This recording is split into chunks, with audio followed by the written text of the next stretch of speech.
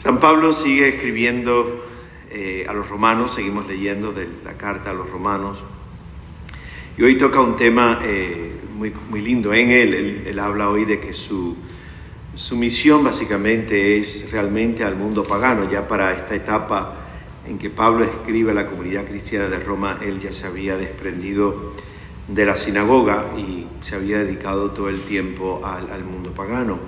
Y habla de ir a fundar comunidades cristianas a donde nadie había puesto un pie antes y proclamar el Evangelio. Y lo va a proclamar con su vida, básicamente con sus acciones, con la fuerza de su palabra, una confianza absoluta en el poder del Espíritu Santo, en lo que va haciendo con él.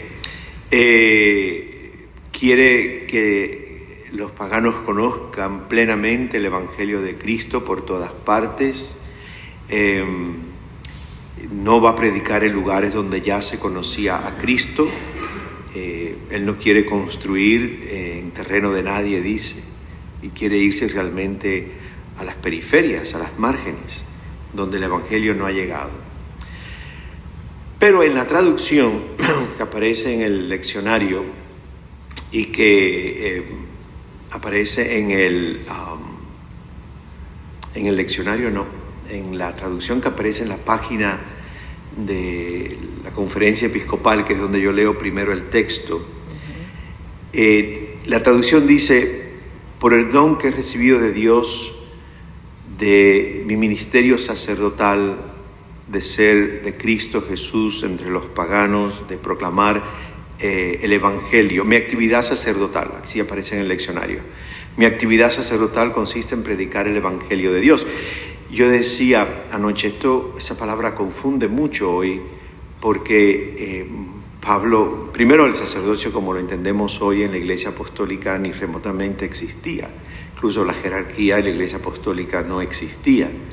Eran básicamente comunidades organizadas donde había un presbítero que básicamente no era un sacerdote. En el Evangelio, la única vez que aparece la palabra sacerdote es aplicada a Cristo, no a nadie. Y el presbítero, básicamente, su función era organizar. Había uno que supervisaba a los presbíteros, se llamaba el episcopo, y estaban los que servían a los pobres, y eran los diáconos. Pero no era una jerarquía como la entendemos hoy en día. Eso va a llevar tiempo a que se desarrolle en la eclesiología. Y la otra traducción que había leído, la leí después, decía: mi trabajo sagrado o mi función sagrada, no actividad sacerdotal, mi función sagrada consiste en predicar el Evangelio de Dios.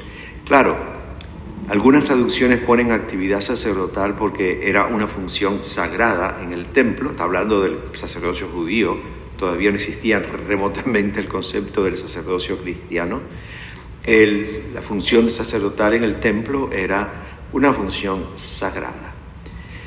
Creo que le honra más a la predicación y a la persona de San Pablo la traducción: mi actividad o mi función sagrada, mejor dicho, es predicar el Evangelio de Dios. Y una de las razones es la siguiente: la función sagrada de San Pablo es la tuya y la mía. No hay ninguna diferencia entre la función sagrada que Cristo le fue pidiendo a San Pablo en el camino de su vida, que era predicar y anunciar el Evangelio, de forma que toda la gente con la que él se encontrara fueran una ofrenda agradable al Señor y santificada por el Espíritu Santo. Y lo va a hacer por su palabra, por hablar de lo que Dios ha hecho en él, a través de su experiencia de Damasco y en la fuerza del Espíritu Santo. Va a hablar de Cristo. Pablo a veces habla de él, pero siempre, cuando habla de él, es siempre enfocando todo hacia la persona de Cristo, no hacia él mismo. Entonces, yo decía anoche, wow, mi función sagrada es ser evangelio para los demás. Es tu función también, ser evangelio para los demás. Tu función sacerdotal somos bautizados en Cristo, en el sacerdocio de Cristo, lo que llamamos el sacerdocio de los fieles, es ser gente que sirve de puente y sirve de intercesión entre aquellos que te encuentras hoy en el camino, para de alguna forma ayudarlos a que se conviertan en una ofrenda agradable al Señor, santificada por el Espíritu Santo. Hoy, este viernes, Dios nos abre un terreno maravilloso para encontrarnos con gente en el trabajo, aquí en la parroquia.